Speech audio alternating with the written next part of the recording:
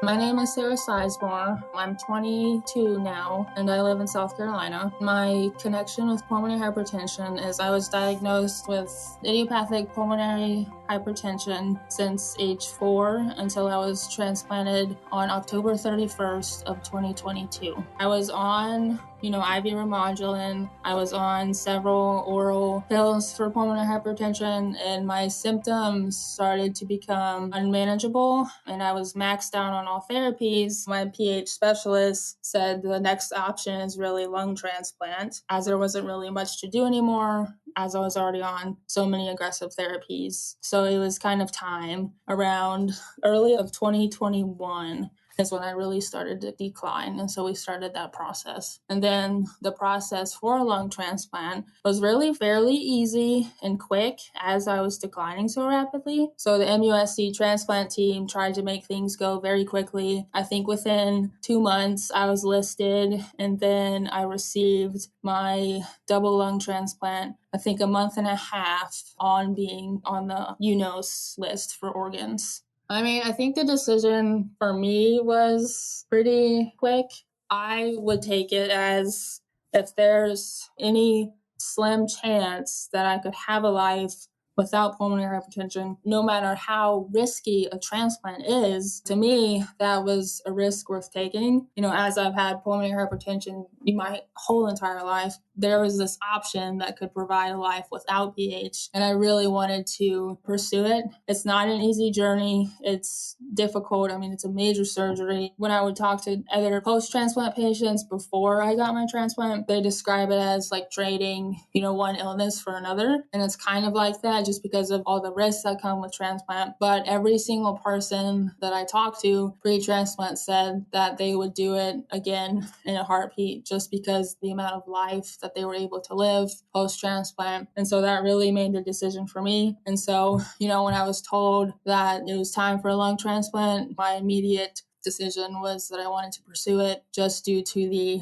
fact that I could have a life without pulmonary hypertension. My recovery was fairly easy and smooth. I was out of the hospital within 2 weeks. Really didn't have any complications. It was a big surgery, so there was some hard recovery, but I really didn't have any complications. Like we thought I was going to need ECMO due to how severe my pulmonary hypertension was. I ended up not needing that at all. I was breathing on my own within 2 days post, and then walking like within 3 days post, and then I was discharged 2 weeks. So lung transplant patients have to go through pulmonary rehab and physical therapy post-transplant due to just how big of a surgery it is. It takes a toll on your body. I've had PH my whole life, so I had to relearn how to breathe because, I was used to taking short, shallow breaths, but with new lungs, you need to expand them and really take deep breaths. So pulmonary rehab really works on breathing and, helping you adjust to exercising with these new lungs. As with new lungs, you really have to exercise every day to keep them in shape and keep them physically fit and open. So it's pulmonary rehab.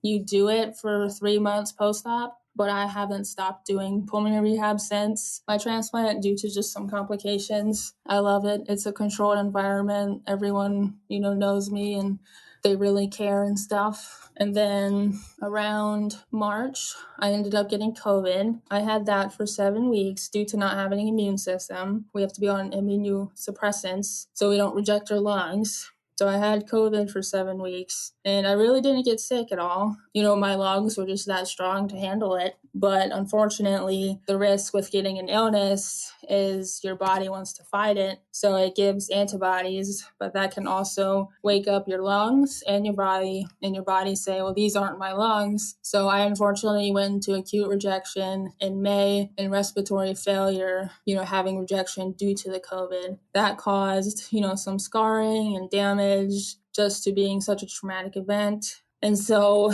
that damage is unfortunately permanent. And so I will need another transplant soon due to the scarring. But transplant has changed my life in just 10 months. So I would do it again in a heartbeat. With having COVID, I decreased my lung function, which is 36%. And so that unfortunately isn't going to get any higher just due to the scarring and damages. And I have some new, conditions with these new lungs. Like, it's not a problem with the pulmonary arteries anymore, like with pulmonary hypertension. It's now with the vessels and the airways. So that, has caused scarring and damage to that. So that is what's causing, low lung function. So it's just only going to get worse over time. And so like my function has to drop a little bit more to be listed for a second lung transplant, just due to UNOS's rules and everything. 1 year post, the journey has been incredible. It's been a year full of, getting to experience things that I've never been able to, like, swimming, because I was always on IV. I was running 5 miles a day, just so many things. I mean, and breathing, like I felt what it feels like to, be able to breathe normally, which was huge. I mean, just so many things that you never think, you would get excited to experience. But I mean, I've fallen in love with exercise and, being able to do that. So, I mean, each month it's been like something new that I've discovered I can do. This transplant has just been life-changing. And then October 31st will be a year. And then the year ahead is probably a second transplant, which I'm completely fine with, as I would do it again in a heartbeat. So, I mean, it's just another chance to, get to experience those things all over again, which I'm looking forward to. So I have a golden retriever, Hudson. He's 2. I got him around the time when things started to decline. So, I mean, he's like completely changed my life. I mean, dogs can save people's lives, and he definitely saved mine. Those years were rough. And then going into transplant, he was such a comfort and everything. And, he's a golden retriever, so he has so much energy. He loves playing ball and swimming. So, he made sure to take me out and, make sure I got exercise, to keep strong for transplant. And, now post-transplant, I've gotten to take him on big adventures that we have never been able to do, which is such a blessing. I call him like my furry soulmate. I mean, he's my soul dog. He's my whole life. I mean, I couldn't imagine doing this journey without him. And he loves life and loves adventures.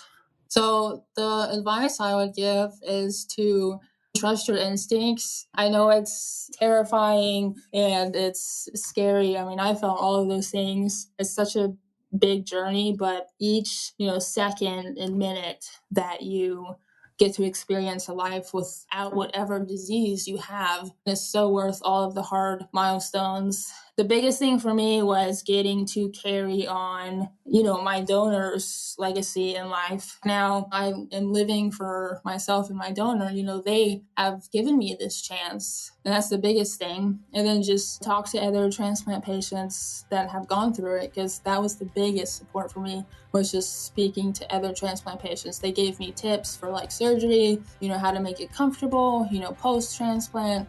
They gave me so many tips that now being out, I was like, wow, that really helped. Really take care of yourself too, because it is a big journey and you want to be strong mentally, really mentally and physically, but mostly mentally, because it is a, big journey. So just take care of yourself, prioritize yourself, take time for yourself to process and everything, trust your medical team. It's scary, but they do what they do best. And I was really at peace when I had my transplant, because I trusted my team and I was just so ready, to have this second chance at life. And I think that's the biggest thing I would say. My name is Sizemore, and I am aware that I'm rare.